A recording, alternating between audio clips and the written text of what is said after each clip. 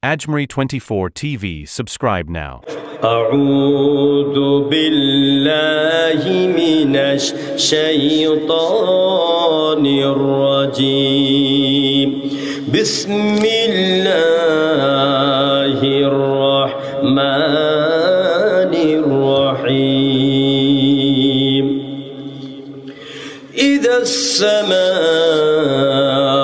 انفطرت وإذا الكواكب انتثرت وإذا البحار فجرت وإذا القبور بعثرت علمت نفس ما قدمت وأخرت يا أيها الإنسان ما غرك بربك الكريم آمنت بالله صدق الله العظيم سورة الانفطار কোরআনে কারীমের 30তম পারায় 82 নম্বর সূরা। কোরআনে রয়েছে 114টি সূরা। কয়টা সূরা বলেন তো? 114টি সূরা। আয়াত হচ্ছে 6666টি, কম বা বেশি। রয়েছে 570টি রুকু। তো এই কিতাবের 82 নম্বর সূরা সূরায়ে ইনফিতারে আমি 6টি আয়াত আপনাদের খেদমতে তেলাওয়াত করেছি।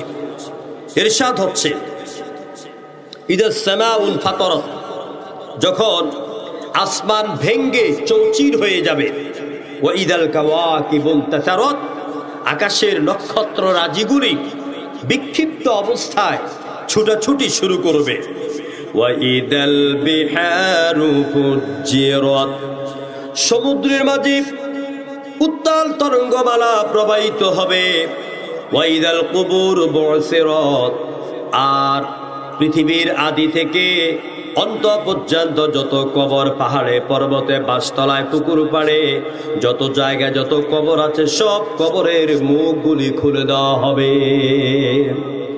আলিমাত নাফসুম মা কদ্দামাত ওয়া আখারাত, সেদিন প্রতিটি মানুষ, নারী হোক বা পুরুষ হোক, তারা তাদের আগের এবং পরের আমল সম্পর্কে ওরা জানতে পারবে। আল্লাহ পাক ওই সব লোকদেরকে ডাক দিয়া বলে, যারা মসজিদে আজান হলেই দোকানের মধ্যে আড্ডা মারে, মোবাইল টিপে সময় কাটায়, ঘুমায়া থাকে, মহিলারা বিভিন্ন খোঁজ গল্পের মধ্যে মত্ত থাকে, আল্লাহকে সেজদা দেয় না, আল্লাহর আইনের প্রতি শ্রদ্ধাশীল হয় না, আল্লাহর আইন মানে না, আল্লাহর হুকুম মানে না, আল্লাহর বিধান মানে না, আল্লাহর আইনের কথা বললে পরে উল্টা চড়াও হয়ে যায়। এইসব লোকদের কি লক্ষ্য করে আল্লাহ পাক বলেন, ইয়া আইয়ুহাল ইনসানু মা গাররাকা বিরাব্বিকাল কারীম, হে মানুষ, কোন জিনিস তোমাকে তোমার সম্মানিত রবের ইবাদত থেকে, গোলামি থেকে বিমুখ করে দিল? এটা আল্লাহর প্রশ্ন। প্রিয় ভাইরা, আসুন আমরা সূরা ইনফিতারের আলোকে আমরা কিয়ামতের ভয়াবহ জীবন সম্পর্কে জানি। আমি আপনাদের সামনে এই সূরাটি বেছে নেওয়ার উদ্দেশ্য হচ্ছে, আজকে আমাদের সমাজে যত ধরনের অপকর্ম হচ্ছে, চুরি, ডাকাতি, ধর্ষণ, সন্ত্রাস, চাঁদাবাজি, এরপরে মানুষের উপর অত্যাচার, জুলুম, বাজার দখল, দোকান দখল, আছে নাকি নাই? কথা কয়েকের আছে না নাই? এই যে এগুলি দখল হচ্ছে, কেন করছে, কি জন্য করছে? এগুলির একমাত্র কারণ হচ্ছে যাদের মৃত্যুর ভয় অন্তরে নাই, পরকালে তাদের কাজের জন্য জবাবদিহিতা করতে হবে আল্লাহর কাছে, এই ভয় যাদের অন্তঃকরণে নাই, তাদের দ্বারা সকল ধরনের অপকর্ম, পাপ কার্য করা স্বাভাবিক। জনগণ ঠিক কিনা? এই জন্য আমাকে সহ আপনাদেরকে, মা বোনদেরকে নসিহা করার জন্য আমি এই সূরাটি বেছে নিলাম। আসলে এই সূরা সম্পর্কে আমরা জানি, এই সূরাটির নামকরণ হচ্ছে ইনফিতার শব্দ থেকে, ইদাস সামাউন ফাতারাত, এখান থেকে সূরাটির নামকরণ করা হয়েছে। এই সূরাটি নাজিল হয়েছে মাক্কি জীবনে, হুজুরের জীবন দুই ভাগে বিভক্ত। কয় ভাগে বিভক্ত? মাক্কি জীবন এবং মাদানী জীবন। কোরআনে আছে দুই রকম সূরা, মাক্কি সূরা, মাদানী সূরা। হুজুরের কাছে নবুয়তের শুরু থেকে হিজরতের আগ পর্যন্ত যে সূরা, যে আয়াতগুলি নাজিল হয়েছে, এগুলিকে বলা হয় মাক্কি সূরা। হুজুরের হিজরতের পর থেকে ইন্তেকালের আগ পর্যন্ত যে সূরা আয়াতগুলি নাজিল হয়েছে, সেইগুলিকে বলা হয় মাদানী সূরা। মাক্কি সূরার বৈশিষ্ট্য কি? মাক্কি সূরার বৈশিষ্ট্য আকারে ছোট। এই সূরাগুলির ভিতরে তাওহীদ, রিসালাত, আখিরাত নিয়ে কথা। মাদানী সূরা আকারে বড়। এগুলির মধ্যে অর্থনীতি, সমাজনীতি, রাজনীতি, যুদ্ধ, ভূগোল, জিওগ্রাফি, ভূতত্ত্ব, নৃতত্ত্ব, মহাশূন্য যা আছে সব নিয়ে মাদানী সূরার ভিতরে আলোচনা করা হয়েছে। প্রিয় বন্ধুগণ, তো আল্লাহ তাআলা এই সূরাটি মক্কা অবতীর্ণ করেছেন। এই সূরার আয়াত সংখ্যা হচ্ছে 19। জোরে বলেন তো আয়াত কয়টা? মুখস্থ করে যান, কয়টা? 19টা। বাক্য সংখ্যা হচ্ছে 80টি, অক্ষর সংখ্যা হচ্ছে 107টি। এই সূরা আমল করলে কি লাভ হবে? মুফাসসিরিন কেরামগণ বলেছেন, এই সূরা যদি পড়ে আপনি পানির মধ্যে ফু দেন, এই যে পানির বোতল আছে, পানির বোতলে ফু দেন, আর যার গায়ে 102 ডিগ্রি 4 ডিগ্রি জ্বর আছে, ওই পানি যদি তারে পান করায় দেন, খাওয়াইয়া দেন, আল্লাহ রহমতে তার জ্বর ভালো হয়ে যাবে। আবার ডাক্তার সাহেব কবে আপনি আমার 12টা বাজাচ্ছেন নাকি?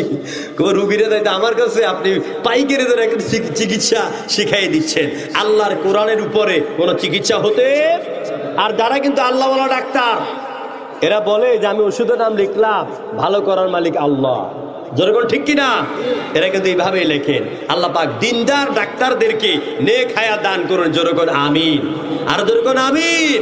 সবাই আরেকটু কষ্ট করে জিকির করেন। আমি একটু রং চা খাই। ওই যে আমগো দেশে এক বক্তা আছে, আমি চা খাই না, কি জানি খায়, কফি খাই নাকি? আমি চা খাই না, কফি খাই। তো একটু চা খাই, সবাই একটু জিকির করেন, সুবহানাল্লাহ ওয়ালহামদুলিল্লাহ লা ইলাহা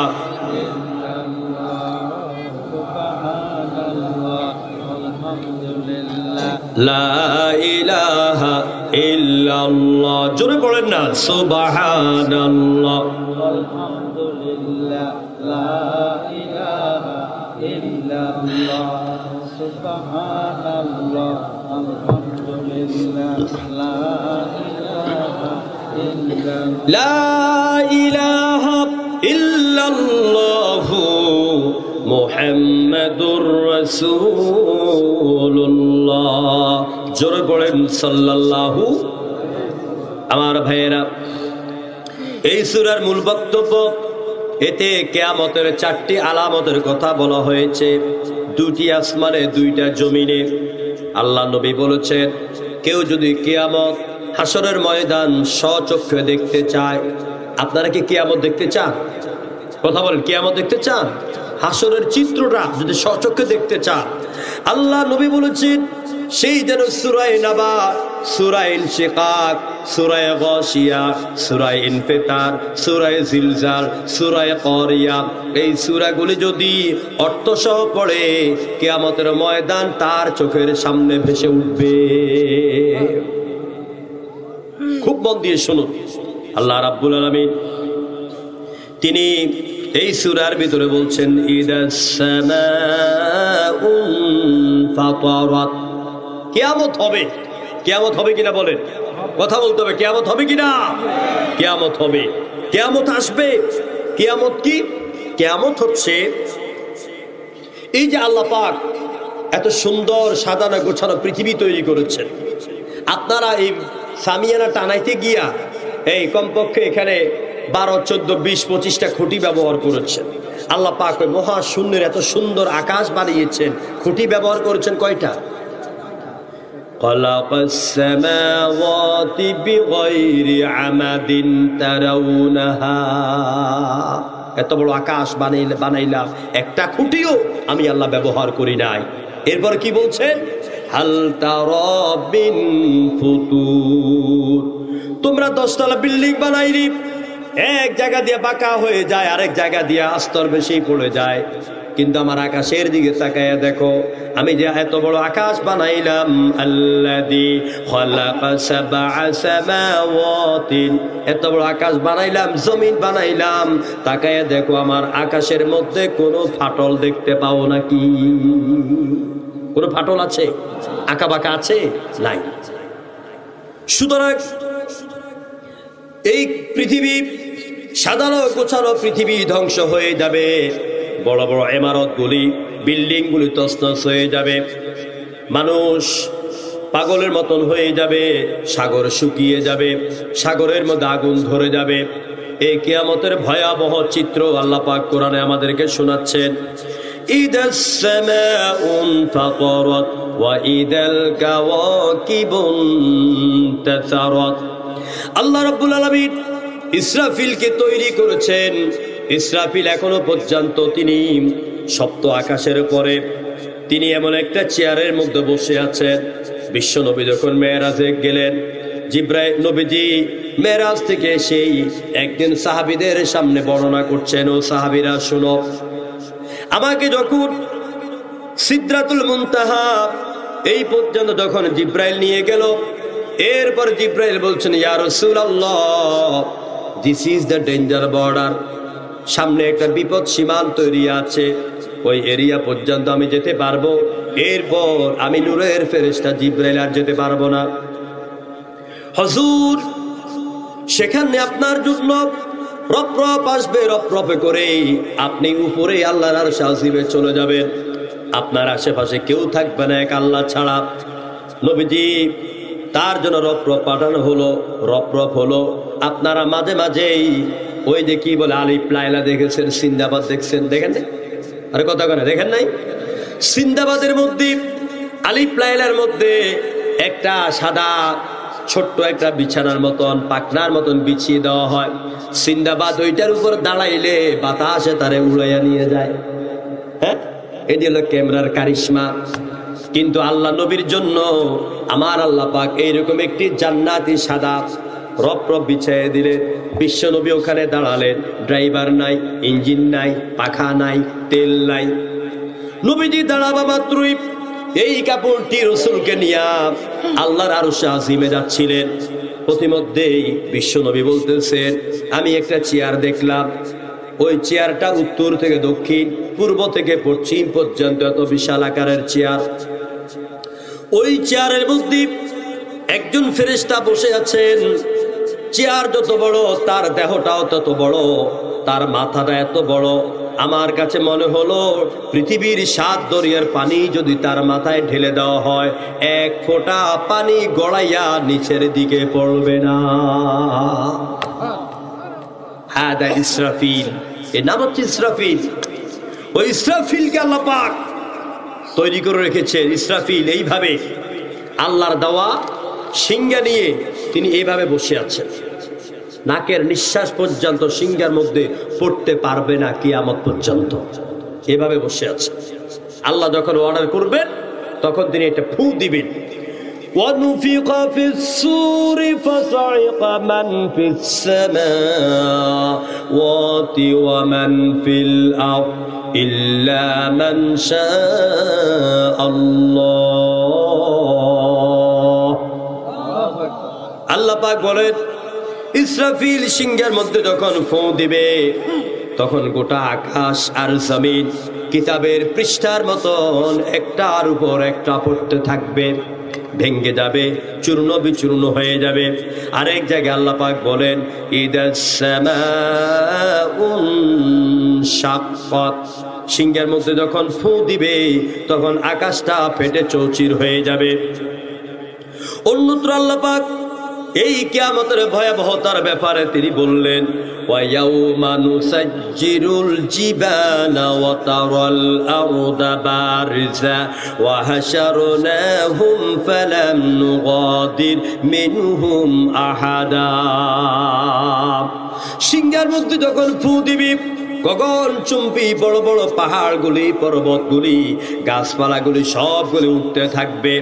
আবার সূরা কারিয়ার ভিতরে আল্লাহ পাক বলেন, আল্লাহ পাক বলেন আল কারিআতু মাল কারিআ ওয়া মা আদরাকা মাল কারিআ ইয়াউমা ইয়াকুনুন নাসু কাল ফারাশিল মাবথুস ওয়া তাকুনুল জিবালু কাল ইহনিল মানফুশ। কোন আল্লাহু আকবার। পাহাড়গুলি তুলার মতো এক এক করে উঠতে থাকবে। তারপরে আর কি হবে? হযরত ইসরাফিল যখন সিংহের মধ্যে ফু দিবেন, অবস্থা কি দাঁড়াবে আল্লাহ পাক কোরআনে অন্যত্র বললেন ফাইদা নুফিখা ফিস সূরি নাফখাতাও ওয়াহিদা ওয়া হুমিলাতিল আরদু ওয়াল জিবালু ফাদুক্কাতা দাক্কাতাও ওয়াহিদা। ইসরাফিল সিংহার মধ্যে যখন ফু দিবে, মাত্র একটা ফু দিবে, একটা ফুর সাথে গোটা আকাশ আর জমিন প্রকম্পিত হয়ে যাবে। একটা ধাক্কা দিবে, ধাক্কার সাথে গোটা আকাশটা ভেঙ্গে চূর্ণ বিচূর্ণ হয়ে যাবে। কোন আল্লাহু আকবার। আমার ভাইয়েরা, এইভাবে কিয়ামতের চিত্র কোরআনে কারীমের অসংখ্য আয়াতের ভিতরে আল্লাহ পাক বলছেন। সূরা জুমারের ভিতরে আমার আল্লাহ পাক বলেন ওয়ানুফিকা ফিস সূরি ফাসাইকা মান ফিস সামাওয়াতি ওয়া মান ফিল আরদ ইল্লা মান শাআল্লাহ। সিংহার মধ্যে ফু দেওয়ার পরে আকাশ আর জমিন যখন একটার পর একটা ভেঙে যাবে, অবস্থা এমনটা হবে সবকিছু ধ্বংস হয়ে যাবে, আসাকার মেসাকার হয়ে যাবে। গোটা দরিয়ার মধ্যে দাউ দাউ করে আগুন ধরে যাবে। এই অবস্থায় সব মানুষ যখন শেষ হয়ে যাবে, ইল্লা মান শাআল্লাহ, আমার আল্লাহ পাক মাত্র যাকে ইচ্ছা করবেন, যাকে চাইবেন, সে কয়েকজন ব্যতীত আর বাকি সব ধ্বংস হয়ে যাবে। ইল্লা মান শাআল্লাহ এর তাফসীরে আযওয়াউল বায়ান, তাফসীরে খাযিরের ভিতরে করা আল্লাহ পাক ওই মুহূর্তে 8 জন ফেরেশতাকে রক্ষা করবেন। কয়জন ফেরেশতা ভাই? 8 জন। জোরে বল, কয়জন? 8 জন। কথা শুনতেছেন তো আমার, না কষ্ট হচ্ছে? 8 জন ফেরেশতা। 8 জনের মধ্যে 4 জন হচ্ছে যারা আল্লাহ পাকের আরশে আজিমের খুঁটি বহন করে আছে কাদের মধ্যে। কয়জন? 4 জন। আর 4 জন হচ্ছে ইসরাফিল, মিকাইল, জিব্রাইল, আজরাইল। এই হলো মোট 8 জন ফেরেশতা। আল্লাহ পাক আজরাইলকে ডাক দিবেন, ডাক দিয়ে বলবেন মালাকুল মাউত কে কে আছে? আল্লাহ তাআলা তামাম পৃথিবীর সব আসাকার মেসাকার মরুভূমি ছাড়া আর কিছুই নয়, সব শেষ। মাত্র তোমার আরশের খুঁটি বহনকারী 4 জন ফেরেশতা, আর আমরা 4 জন আছি, আর তুমি আছো। আল্লাহু আকবার কইতেন না? জোরে বল আল্লাহু আকবার।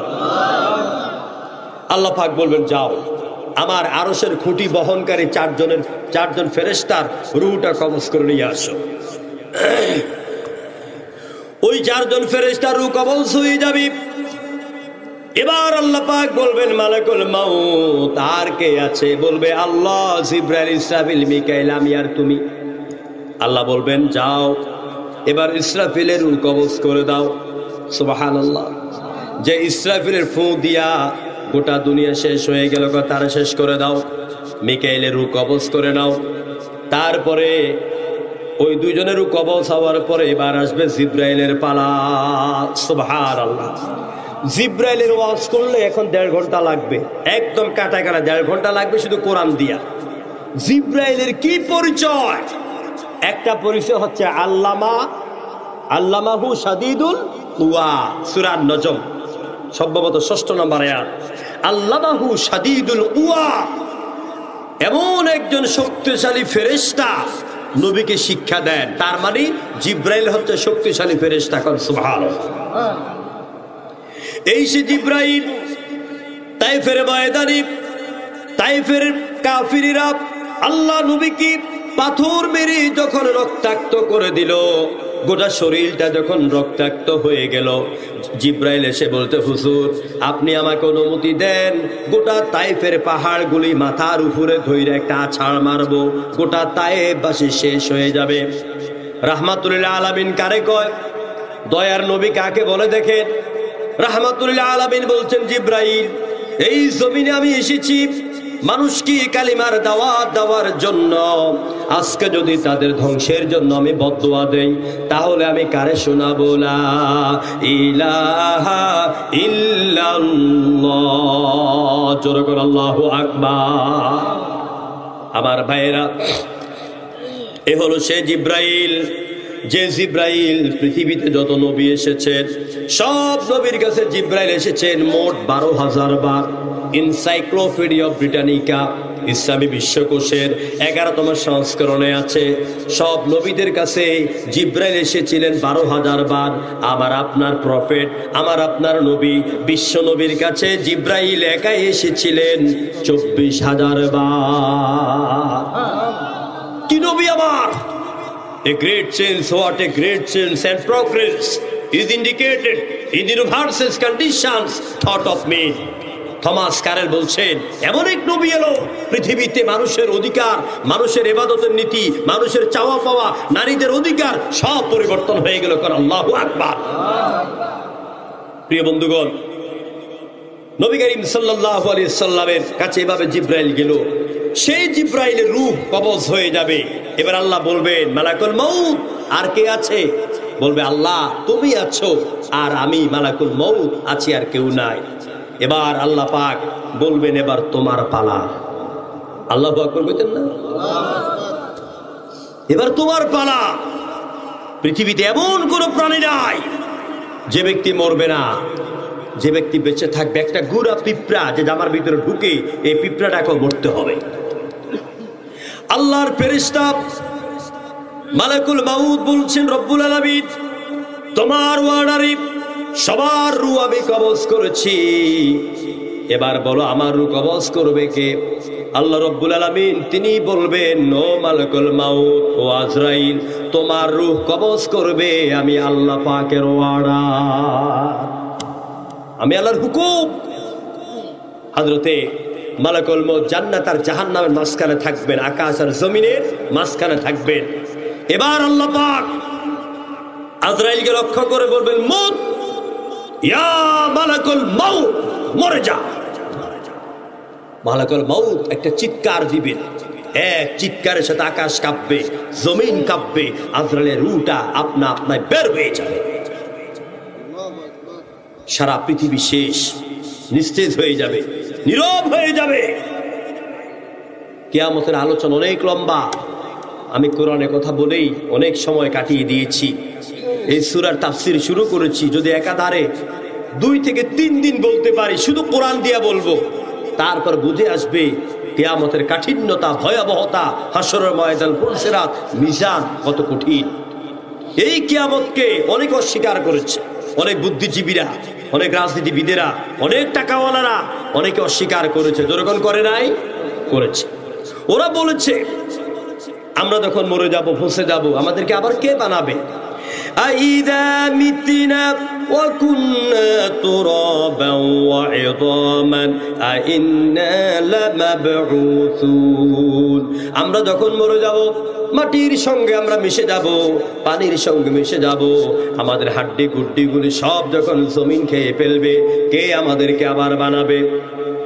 আবার তারা বলতো, আইদা মিতনা ওয়া কুন্না তুরাবান যালিকা রাজউম বাঈদ। মরে যাবার পরে, পচে যাবার পরে আবার আমাদেরকে নতুন করে বানাবে, এটা তো বহু দূরের কথা। আমার ভাইয়েরা, এই জন্য কাফেররা বলে, নগদ যা পাও হাত পেতে নাও, বাকির খাতায় শূন্য থাক, দূরের বাদ্য শুনে কি লাভ, তার মাঝে এসে বেজায় ফাঁক। যারা আখিরাতকে বিশ্বাস করে না, পরকালে জবাবদিহিতে বিশ্বাস করে না, তারা বলে আজ মদ খেয়ে নাও, কাল নিশীথের ভরসা কই, চাঁদনি জাগিবে যুগ যুগ ধরে, আমরা তো রব আসবে। আমার ভাইরা, সুতরাং এই পৃথিবী আসাকার মেসাকার হয়ে যাবে, পৃথিবী শেষ হয়ে যাবে, আমাদেরকে মরতে হবে, আল্লাহর কাছে আমাদেরকে জবাবদিহি করা লাগবে কিনা বলেন?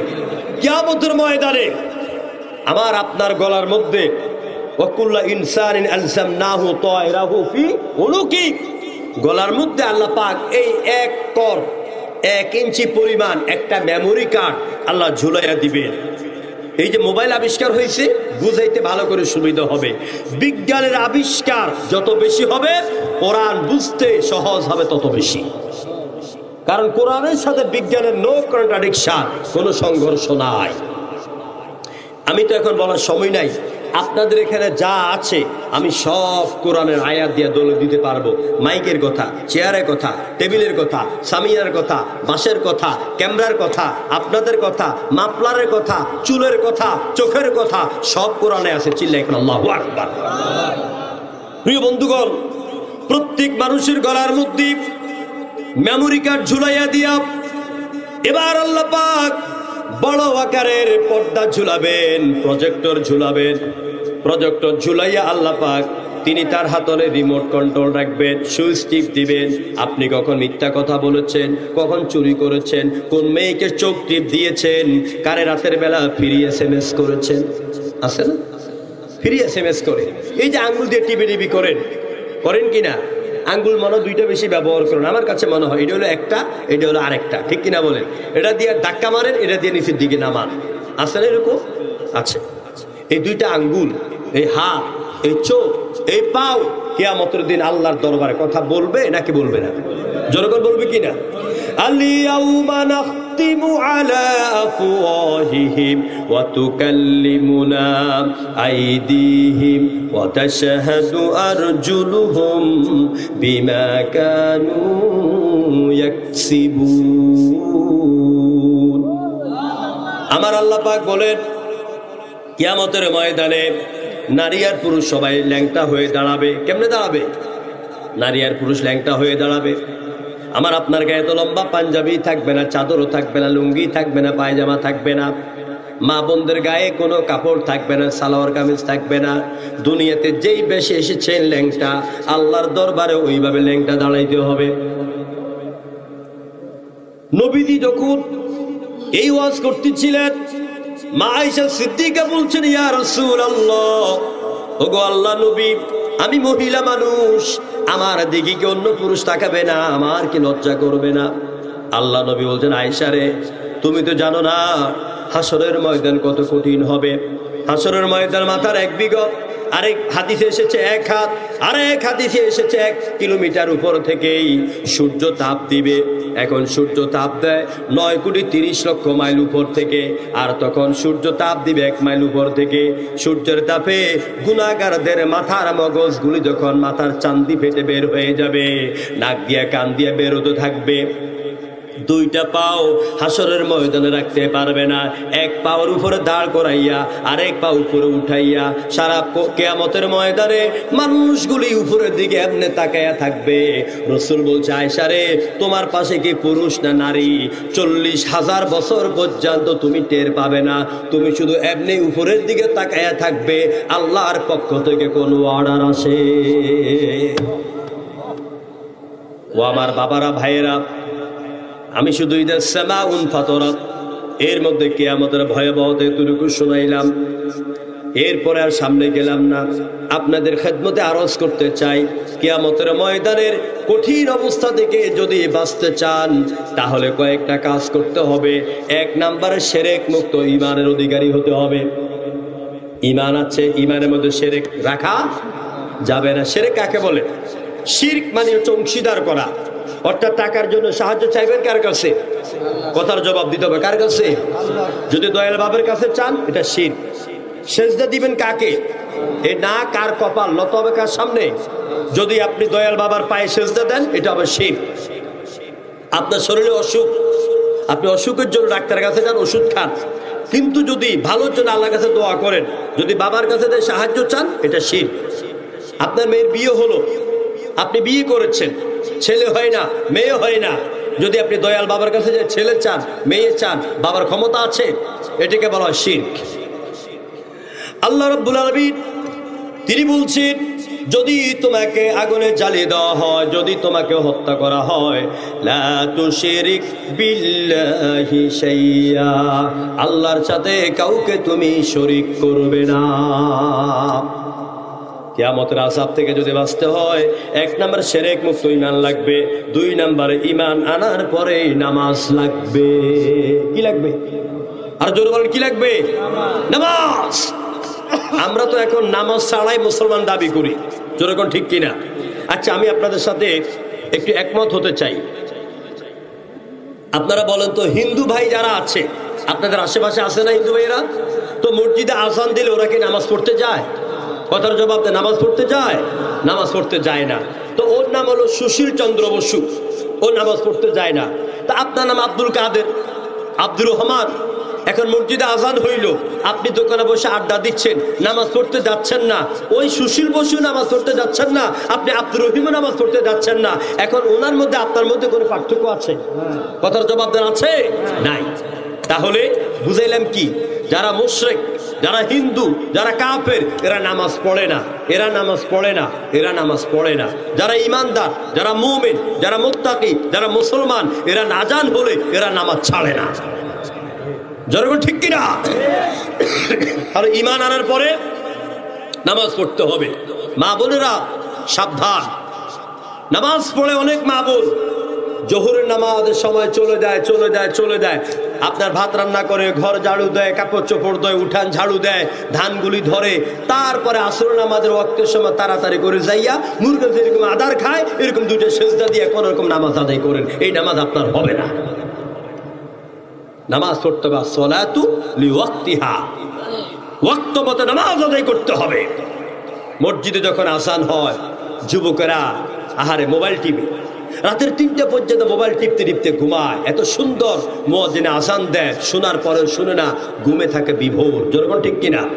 মুয়াজ্জিন কি সুন্দর ডাকে, হাইয়া আলাস সালাহ।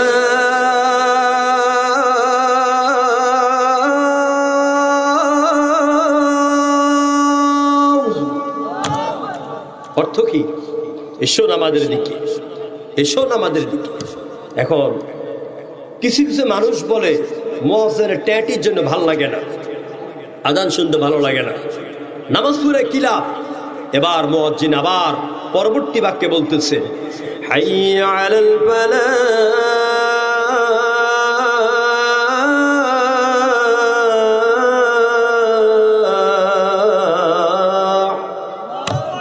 এসো কল্যাণের দিকে, এসো মুক্তির দিকে, এসো নাজাতের দিকে। তাহলে পরকালে আযাব থেকে যদি বাঁচতে হয়, জাহান্নামের আগুন থেকে যদি বাঁচতে হয়, 1 নাম্বার লাগবে শিরক মুক্ত ঈমান, 2 নাম্বার লাগবে 5 ওয়াক্ত ফরজ নামাজ। জোরে ঠিক কিনা? 3 নাম্বার আব্বা আম্মার খেদমত করবেন, 4 নাম্বারে সত্য কথা বলবেন, মিথ্যার আশ্রয় নেবেন না, 5 নাম্বারে সুদ খাবেন না। সুদ এই এলাকায় মনে সুদ নেই নাকি? নাই? হ্যাঁ, ভালোই আছে। এই যে আমার ভাই মাওলানা হাফেজ, কি নাম জানি, মাজহার আলী, তিনি যে মহিলা মাদ্রাসা করেছেন, অনুরোধ করি একটা মেয়ে তার মাদ্রাসা দিবেন, কত অল্প টাকা নেয়। তো উনি বলতেছেন সুদ নাকি আছে, ভালোই আছে। আচ্ছা, আমি সুদের বিরুদ্ধে ওয়াজ করে আপনাদের মনে কষ্ট দিতে চাই না, তবে রাসূলের ছোট্ট একটা হাদিস শোনাবো, শুনবেন আপনারা? হাদিসটা হচ্ছে এই, রাসূলুল্লাহ বলেছেন, যে ব্যক্তি সুদ দেয়, যে ব্যক্তি সুদ নেয়, যে ব্যক্তি সুদের হিসাব লেখে, 3 জন সমান পাপী। এই সুদ নিলে, খাইলে, দিলে 70টি গুনাহ। কয়টা গুনাহ? 70টি গুনাহ। জোরে গুনাহ কয়টা গুনাহ? 70টি গুনাহ। হ্যাঁ, আপনাকে দুর্বলতা আছে, এর লেগে কথা কন না। হ্যাঁ, 70টি গুনাহ। ছোট্ট গুনাহটা বলি, আল্লাহ নবী বলছেন ছোট্ট নগণ্য যে গুনাহটা, এই গুনাহটা হচ্ছে কাবা শরীফের সামনে নিজের মারে নিয়া উলঙ্গ কইরা মার সাথে 41 বার জেনা করলে যে গুনাহ, সুদ দিলে, নিলে, খাইলে ওই গুনাহ। এবারে আপনি খাইবেন না সুদ ছাড়বেন? নামাজও পড়েন, রোজাও রাখেন, রমরমা সুদের ব্যবসাও করেন, আপনি তো মুসলমান নামের মুনাফিক। চিল্লা বলেন ঠিক কিনা?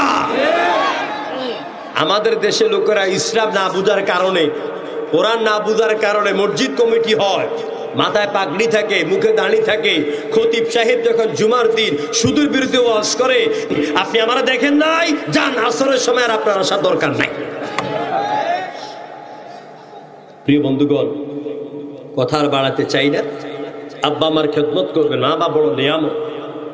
যারা মা বাবা আমরা হারিয়েছি তারা বুঝি, আহারে মা দোয়া করলে আল্লাহর ওলি হওয়া যায়, যেরকম ঠিক কিনা? নবীজি বলছেন তোমার হায়াত, তোমার রিজিক যদি তুমি বাড়াতে চাও, আব্বা আম্মার সাথে ভালো ব্যবহার করো। লা তানহারহুমা ওয়া কুল লাহুমা কাওলান কারীমা।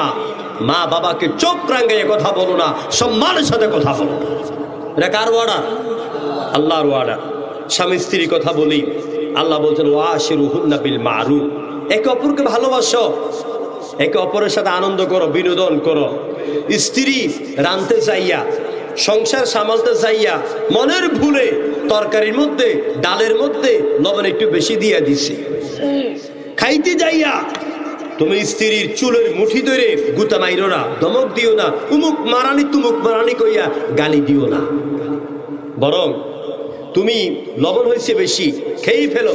খাওয়ার পরে আদর করে বলবা যে হয়তো আজকে তুমি ব্যাকিয়ালে ছিলা, একটু লবণ বেশি হয়ে গেছে। স্ত্রী নিজে লজ্জায় মাথাটা নিচের দিকে হয়ে যাবে, যেরকম ঠিক কিনা? স্ত্রীকে ভালোবাসবেন। আপনার জামা কাপড় সব সময় স্ত্রী ধুইয়া দেয়। আজকে আপনার স্ত্রী অসুস্থ, জ্বর, মাথা ব্যথা, শরীর ব্যথা, উঠতে পারে না। আপনি ঘরে আইসা আপনি তাকে ধরে বাথরুমে নেন, তার গোসলটা করাইয়া দেন, তার কাপড়গুলি আপনি ধুইয়া দেন। স্ত্রী ভালোবাসা আপনার প্রতি বাড়বে না কমবে? বাড়বে না কমবে? কারণ স্বামী স্ত্রীর সমান অধিকার, যেরকম ঠিক কিনা? শুধু খেদমত পাইতে যাবেন না, খেদমত করেও যাবেন। স্বামী যদি নামাজি না হয়, স্ত্রী ভালোবাসা দিয়ে নামাজি বানাবেন। স্ত্রী যদি পর্দাসীন না হয়, স্বামী ভালোবাসা দিয়া আদর করে পর্দাসীন বানাবেন। এইভাবে গড়ে তুলবেন আপনাদের সুন্দর একটি ইসলামিক পরিবার। ছেলে মেয়েদেরকে দ্বীনের পথে দেন, মাদ্রাসায় দেন, কোরআন শিক্ষার কাজে দেন। একদিন আপনার ছেলে এই দেশের ওমরে পরিণত হবে ইনশাআল্লাহ। আল্লাহ পাক আজকের এই মাহফিল কবুল করুন, আমরা বলি আমিন। জনগণ আমিন।